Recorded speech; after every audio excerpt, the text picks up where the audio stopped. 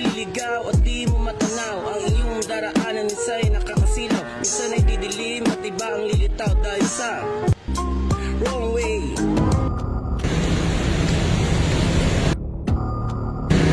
Ano ba to? Palabas ba ako? Papasok? Bakit di ko makita yung tamang daan?